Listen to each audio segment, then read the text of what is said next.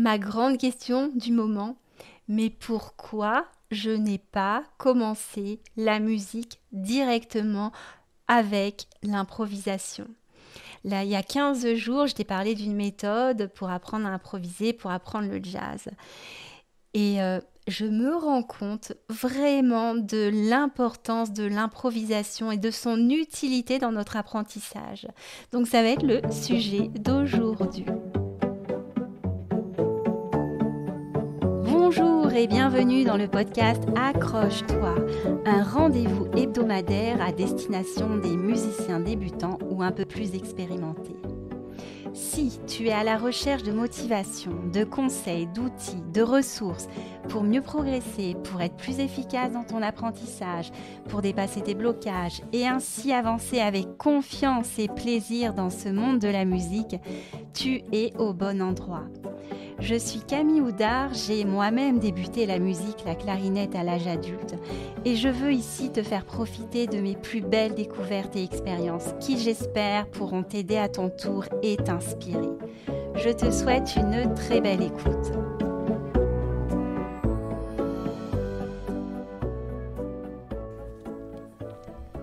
Salut, j'espère que tu vas bien. Alors, on pense généralement que l'improvisation, c'est difficile, que l'improvisation, c'est plus réservé à des musiciens qui ont déjà un bon niveau. Effectivement, l'improvisation, c'est souvent associé au jazz et dans les structures d'enseignement classique, école de musique, conservatoire, si on veut apprendre l'improvisation, on va se tourner vers le jazz. Et moi, c'est ce que j'ai fait au bout d'1 an ou 2 ans de clarinette. J'ai décidé de rejoindre l'atelier jazz de mon école de musique et ça, je l'ai déjà raconté. Et ouais, passer les premiers moments où j'étais vraiment contente de pouvoir faire mes premiers chorus, d'improviser, je trouvais ça super sympa. J'imaginais que j'allais comme ça progresser, que ça allait super bien se passer, que j'allais très vite devenir, voilà, improviser facilement sur mon instrument, tout en respectant la grille. Et c'est pas du tout passé comme ça. Je suis restée complètement, j'ai stagné complètement. Je suis restée bloquée entre mes débuts et la fin. Moi, j'ai abandonné au bout de 2 ans. Il n'y a pas eu une énorme évolution. Et j'avais beau travailler, essayer pas mal de choses, j'y arrivais pas. Alors j'en ai conclu que j'avais un problème encore de technique instrumentale, mon niveau était pas assez bon, que j'avais un problème d'oreille et que l'improvisation c'était trop difficile pour moi à ce moment-là et que j'y reviendrai. Mais en fait, le problème, le problème, il est très simple. Et ça, je m'en rendais pas compte. C'est juste que quand je suis rentrée, je suis arrivée dans cet atelier de jazz, je n'avais aucune expérience en improvisation et que j'essayais tout de suite de faire quelque chose qui était à un niveau bien trop élevé pour moi. C'est un peu comme si j'avais appris à peu près correctement le japonais dans les livres, que j'étais capable de le lire, de l'écrire. Et puis, je pars au Japon. Et là, je veux tester mon niveau en japonais. Et je vais tout de suite m'intégrer dans un groupe de gens là qui discutent de façon sérieuse de sujets divers et variés. Et j'essaie de participer aux conversations, d'entendre et de répondre d'exprimer mes idées à moi. Et je suis bloquée, j'y arrive pas. À part dire quelques mots, oui, non, essayer de comprendre 2, 3 phrases, j'y arrive pas.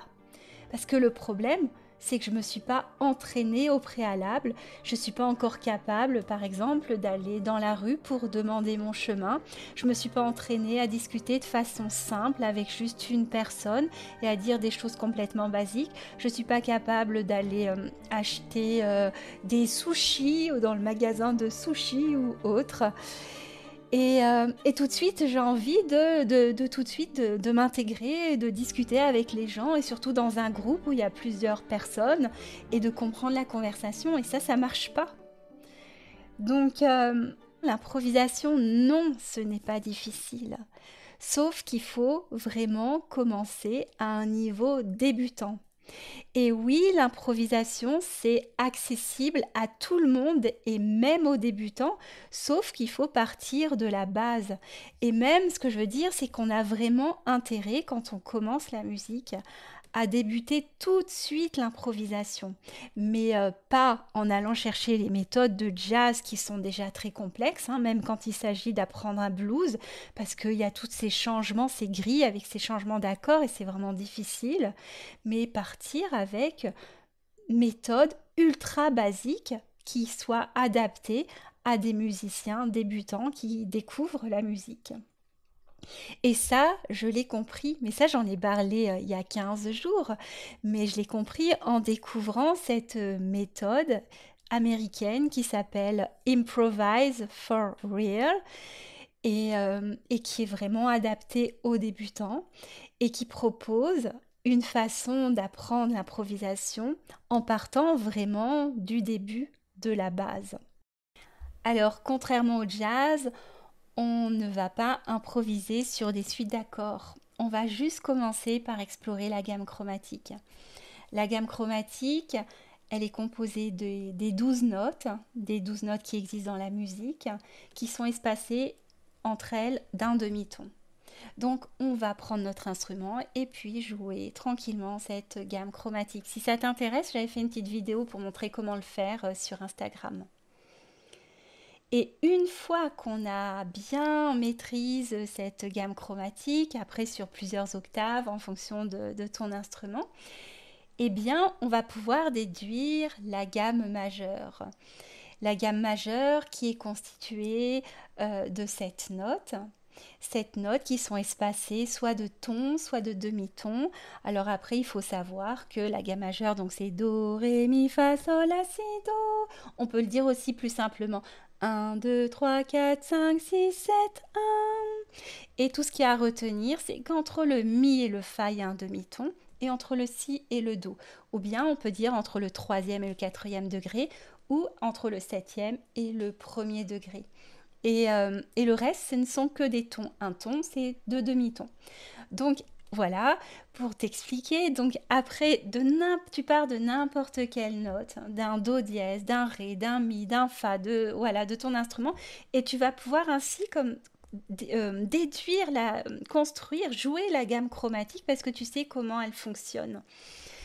Et une fois que tu as improvisé et improvisé dans toutes les tonalités sur cette gamme majeure, tout à l'heure j'ai dit gamme chromatique, mais c'était bien gamme majeure, eh bien, et que tu es à l'aise en plus avec cette méthode américaine, Improvise for Real, on nous propose de le faire évidemment sur des accompagnements. Il y a plusieurs styles de musique. Il y en a une qui est plus méditative, l'autre un peu plus folk rock, et puis une autre qui est plus jazz, qui permet de s'amuser à jouer des musiques un peu dans différents styles. Donc une fois que tu maîtrises cette gamme majeure, eh bien, tu vas pouvoir aller étudier les différents modes. Et ça, c'est super intéressant. Par exemple, le mode du second degré. Le second degré, c'est quand on part du Ré. Le Ré qui est la deuxième note. Et ça va faire une couleur complètement différente à la mélodie. Je te la chante. Alors là, en partant du premier degré du Do, tu sais, ça fait la gamme majeure classique. Donc Do, Ré, Mi, Fa, Sol, La, Si, Do. Et si on part du Ré, Do, Ré, Ré, Mi, Fa, Sol, La, Si, Do, Ré, Do, Si, La, Sol, Fa, Mi, Ré, Ré, Fa, La, Do, Ré, Do, La, Fa, Ré, etc. Et à partir de ça, on va explorer cette sonorité, cette couleur différente. Et après, on va le faire évidemment pareil dans toutes les tonalités. Après, on va explorer les modes de Mi, de Fa, de Sol, de La, de Si. Et une fois qu'on l'a fait, on entend les différentes couleurs, on a improvisé, on a exploré ces notes, on a entendu comment ça sonne, ces intervalles, comment ça sonne une carte, comment ça sonne une seconde et voilà. Et à partir de ça, c'est vraiment une fois qu'on a fait ça qu'on va pouvoir aller travailler sur ces changements d'accords.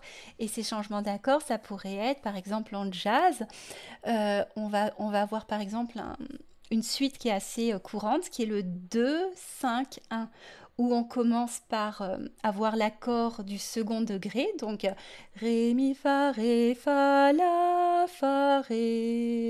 Après du cinquième degré, sol, si, ré, si, sol. Et après du premier degré, do, mi, do. Et ce que j'oubliais de dire, c'est que dans cette méthode, on nous invite également à chanter les modes. Donc quand on chante, on développe encore mieux son oreille, on retient mieux, et puis on peut le faire un petit peu à n'importe quel moment de la journée. On peut se dire, ah tiens, si je chantais le mode de ré, le mode de sol, et ce qui permet de s'entraîner au quotidien, dans sa voiture, à n'importe quel moment. Et, euh, et c'est comme ça que voilà, on va arriver après à entendre et puis à jouer sur ces changements d'accords de façon assez simple et à entendre même ces accords quand il y a un changement d'accord, de dire ah ça c'est celui-là, ah c'est celui-là. Et ça se fait de façon beaucoup plus graduelle et de façon beaucoup plus naturelle. Moi, je vois qu'il y a aussi plein d'autres avantages à commencer dès le début l'improvisation. C'est pas juste une histoire de maîtriser l'improvisation et de pouvoir faire plus tard du jazz. La première, c'est vraiment de commencer dès le début à développer son oreille. La deuxième, c'est de mettre vraiment de l'expérience sur nos apprentissages un petit peu trop, des fois, intellectuels, tout ce qui vient du solfège, la gamme chromatique, c'est demi-ton, demi-ton, la gamme majeure, c'est ton, ton, demi-ton, ton, ton, ton, demi-ton.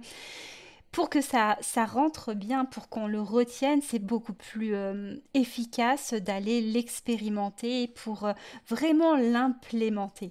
Et ça, je pense que c'est vraiment pas négligeable. Moi, le fait de voir cette méthode, je me suis dit, mais waouh, mais quelle méthode incroyable pour mieux comprendre la musique, mieux comprendre comment ça fonctionne, les accords, les enchaînements d'accords, les modes, qu'est-ce que c'est, les différentes tonalités, comment on construit une gamme majeure, comment on construit des gammes mineures, etc.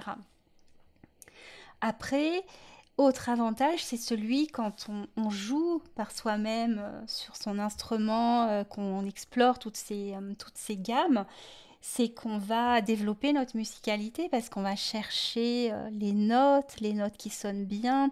On va aller chercher aussi ces intervalles, comment ça sonne une quarte, comment ça sonne une seconde, une quinte. On sera là, on va se rendre compte de ce qu'on fait, on va être vraiment concentré. C'est beaucoup plus efficace que de jouer tout banalement, de façon banale, des gammes, des tierces, des secondes, des arpèges. Là, on est concentré, on prend conscience de ce qu'on fait par nous-mêmes. Et en plus, il y a du plaisir parce qu'on est en train de créer des choses. Et, euh, et l'autre, encore un autre avantage, c'est celui de pouvoir créer dès le début. De se dire, voilà, ça, cette mélodie, elle vient de moi. Et de se rendre compte qu'on est tous créatifs, on a tous cette capacité à créer nos propres mélodies et qu'elles vont pas ressembler à celles de notre voisin parce qu'on a tous notre sensibilité propre et nos goûts personnels et on va sentir ah cette note je l'aime bien, ah j'aime bien comment elle sonne avec ça, avec ce rythme, nan, nan. Donc ça c'est fabuleux de pouvoir commencer la musique de cette façon. Donc voilà, moi je milite vraiment pour l'apprentissage de l'improvisation dès le début, en association avec le chant, parce que le chant, il va nous permettre d'aller encore plus loin au niveau de notre créativité et aussi du développement de notre oreille. Le fait de chanter les modes, c'est tellement efficace pour mieux les entendre derrière. Eh bien, on va pouvoir maintenant passer à notre petit exercice du jour. Et justement, je te propose d'essayer de chanter les accords de premier, deuxième et cinquième degré de la gamme majeure. Do, mi, do, ré, sol, si, sol, mi, do. Et d'essayer un petit peu d'improviser là-dessus. Do, sol, do, fa, sol, fa, mi, ré, do, ré, mi, fa, mi, ré, sol, la, si, do, si, la, sol, mi, ré, do. Cet épisode est terminé, j'espère qu'il t'a plu et surtout t'a donné envie de découvrir ce monde de l'improvisation qui est vraiment passionnant. Si tu ne l'as pas déjà fait, je t'invite à t'abonner à ce podcast et n'hésite pas non plus à en parler autour de toi. Je te remercie pour ton écoute et te dis à très bientôt.